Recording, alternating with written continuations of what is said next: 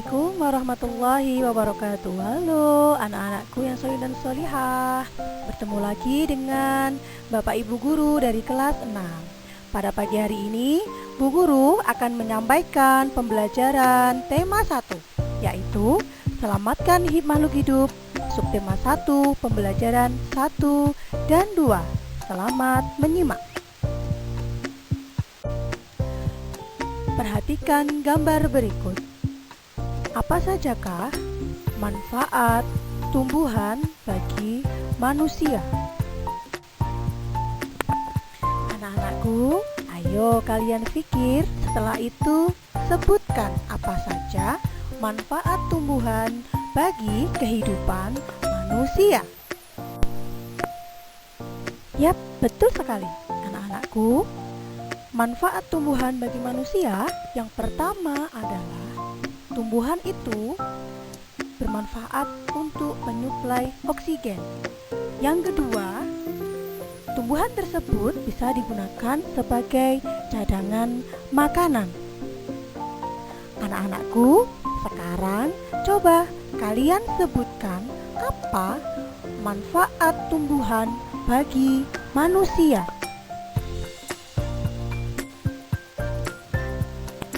Setelah mengetahui manfaat tumbuhan bagi kehidupan, coba dengarkan cerita dari Bu Guru ya.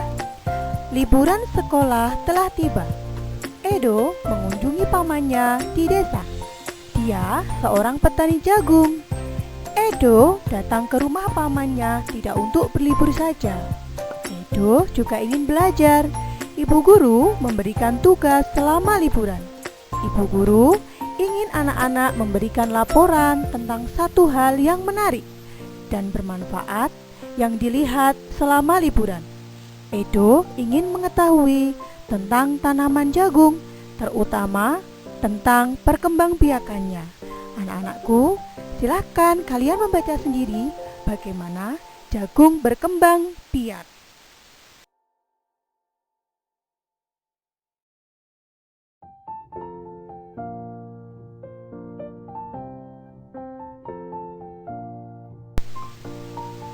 Anak-anakku, mari perhatikan tugas pertama. Tulislah ide pokok dari teks berjudul Bagaimana Jagung Berkembang Biak dalam bentuk peta konsep. Peta konsep dibuat sekreatif mungkin ya.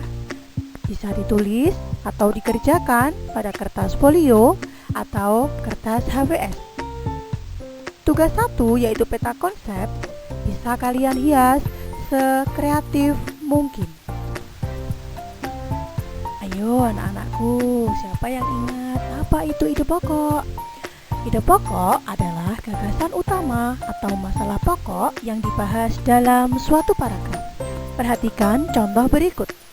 Selain nasi dan jagung sebagai makanan pokok masyarakat Indonesia, terdapat pula singkong. Singkong termasuk tanaman umbi-umbian. Pada tanaman singkong, bagian yang dijadikan makanan pokok adalah umbi akar.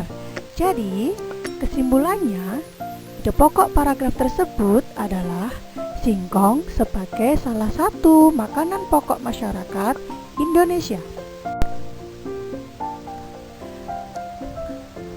Salah satu contoh tumbuhan yang berkembang biak dengan bunga adalah tumbuhan jagung. Tepung sari pada bunga jagung akan terbang terbawa angin ketika angin bertiup. Tepung sari yang terbawa angin sebagian akan jatuh di kepala putik yang terletak di bagian bawah bunga pada pohon jagung yang lain. Ketika itulah terjadi pembuahan. Perkembangbiakan ini dinamakan perkembangbiakan generatif. Tahukah kamu bagaimana proses perkembangbiakan generatif? Anak-anakku, amatilah gambar bagian-bagian bunga berikut ini. Ayo anak-anakku, coba dengarkan penjelasan dari Bu Guru. Peristiwa jatuhnya benang sari ke kepala putik disebut apa? Yap, betul sekali. Peristiwa jatuhnya benang sari ke kepala putik disebut penyerbukan. Penyerbukan pada tumbuhan terjadi melalui berbagai cara, yaitu penyerbukan sendiri, penyerbukan tetangga, penyerbukan silang, dan penyerbukan Buster. Selanjutnya, anak-anakku, kita ke tugas kedua. Yang pertama, tulislah fungsi pada setiap bagian-bagian bunga. Yang kedua, tulislah pengertian penyerbukan sendiri, penyerbukan silang, penyerbukan tetangga, dan penyerbukan Buster dengan kalimat kalian sendiri. Tugas kedua bisa kalian kerjakan di buku tulis. Hai anak-anakku, masih semangat kan? Coba baca bacaan teks pada gambar. Setelah kalian membaca, ternyata negara Malaysia, Laos, dan Indonesia hidup berdampingan. Meskipun berbeda negara, namun ketiganya memiliki persamaan dalam kehidupan sosial dan budaya. Masih banyak negara lainnya yang memiliki kesamaan. Oleh sebab itu, mereka menggabungkan diri dalam suatu organisasi yang bernama ASEAN, yaitu Persatuan Negara-Negara Se-Asia Tenggara.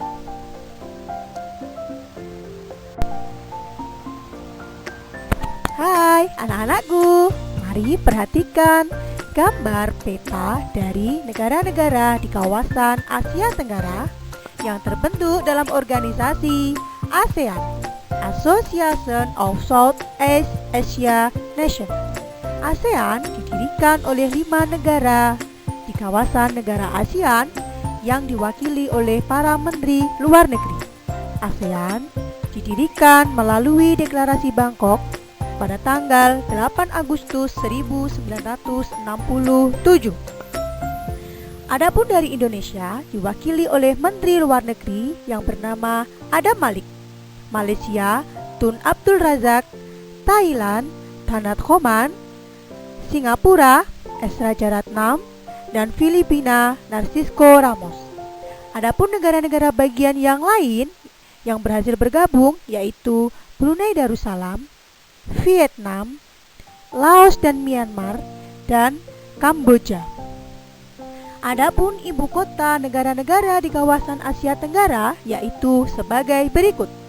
Indonesia dengan ibu kotanya Jakarta, Malaysia dengan ibu kotanya Kuala Lumpur, Singapura, Brunei Darussalam, Bandar Sri Begawan, Thailand, ibu kotanya Bangkok, Filipina, ibu kotanya Manila, Kamboja, Phnom Penh, Vietnam, Hanoi, Myanmar, Naypyidaw, Laos, Vientiane.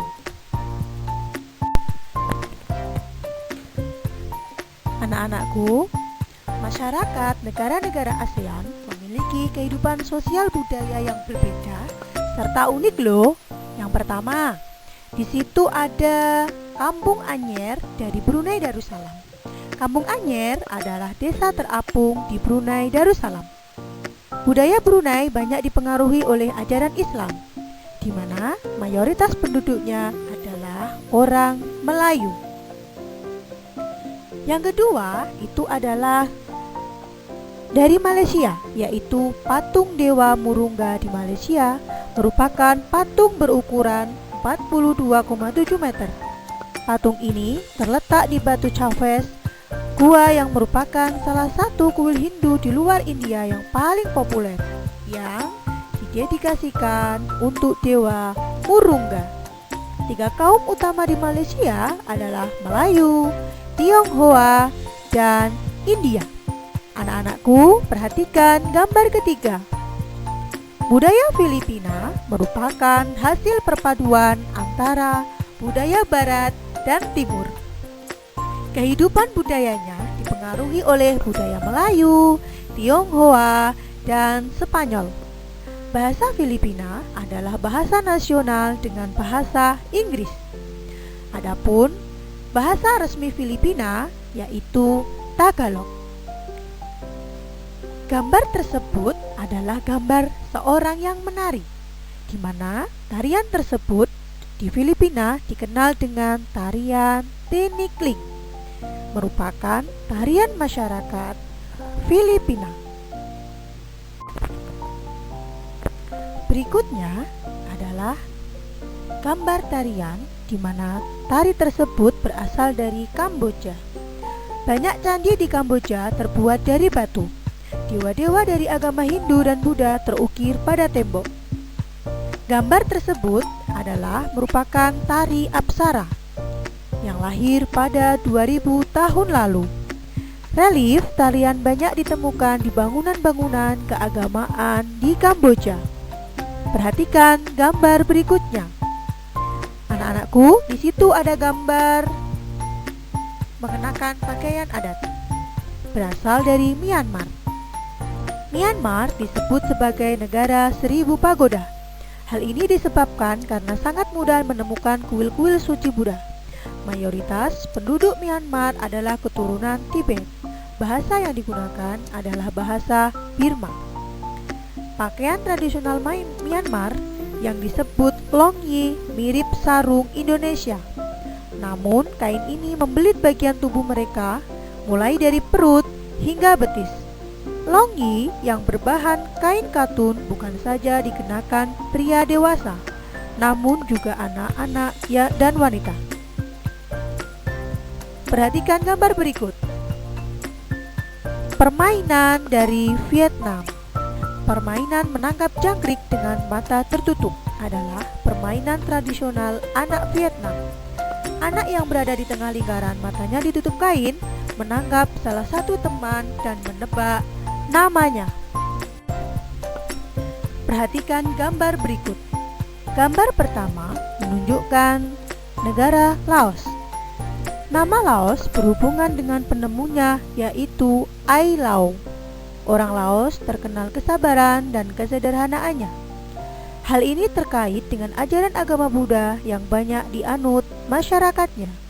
Gambar kedua berasal dari Singapura.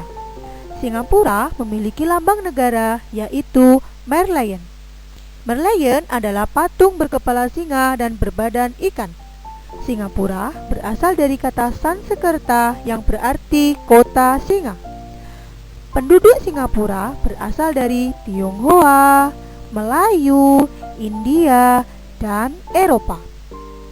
Gambar ketiga yaitu berasal dari Thailand. Thailand adalah satu-satunya negara di ASEAN yang tidak pernah dijajah bangsa Eropa. Thailand dalam bahasa Thai adalah Pratet Thai yang artinya tanah kebebasan. Anak-anakku, sebagai wawasan kalian, bacalah teks berikut tentang kondisi geografis Asia Tenggara serta wilayah Asia Tenggara dibagi menjadi 2 daratan. Tahukah kamu bahwa ada beberapa jenis tumbuhan yang dapat diolah menjadi makanan dan obat? Sekarang perhatikan naskah teks berikut. Hai anak-anakku, perhatikan cerita dari Bu Guru ya. Di hari libur, Lani dan teman-temannya merencanakan untuk berkumpul di rumah Edo. Mereka berencana membuat minuman dari jahe. Ya, mereka akan mengolah jahe menjadi minuman sehat dan segar. Namun, alangkah kagetnya, Lani, Udin, Siti, Dayu, dan Beni. Edo ternyata sedang sakit. Ia batuk dan demam. Edo terbaring di tempat tidur.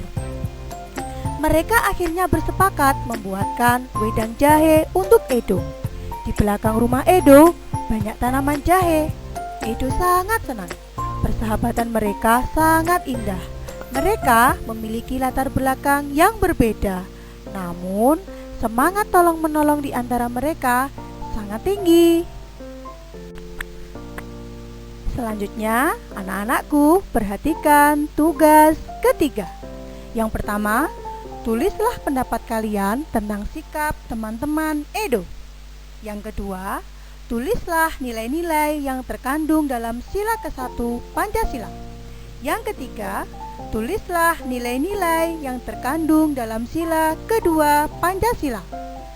Selanjutnya, tugas dikerjakan di buku tulis tematik kalian masing-masing. Anak-anakku, Ternyata manfaat tanaman bukan hanya pada buah dan bunga. Bagian tanaman lainnya yang dapat dimanfaatkan oleh penduduk Indonesia dan Asia Tenggara adalah kayu. Banyak produksi seni yang terbuat dari kayu, salah satunya adalah patung. Kamu bisa membuat patung seperti mereka, namun kali ini kamu akan belajar membuat patung dari bahan lain, yaitu tanah liat atau lilin malam. Patung Nusantara terbuat dari tanah liat. Patung-patung tersebut sangat diminati, baik oleh wisatawan lokal maupun mancanegara. Ayo kita praktekkan membuat patung Nusantara dari tanah liat. Anak-anakku, mari kita mengenal karya seni patung. Karya seni rupa terdiri dari 1. Karya seni 2 dimensi, seperti contoh lukisan dan kain batik. Kedua, karya seni 3 dimensi, seperti contoh patung. Ada beberapa fungsi patung, diantaranya sebagai berikut. 1. Patung religi, sebagai sarana untuk beribadah dan bermakna religius. 2. Patung monumen, untuk mengenang jasa pahlawan atau peristiwa bersejarah suatu bangsa.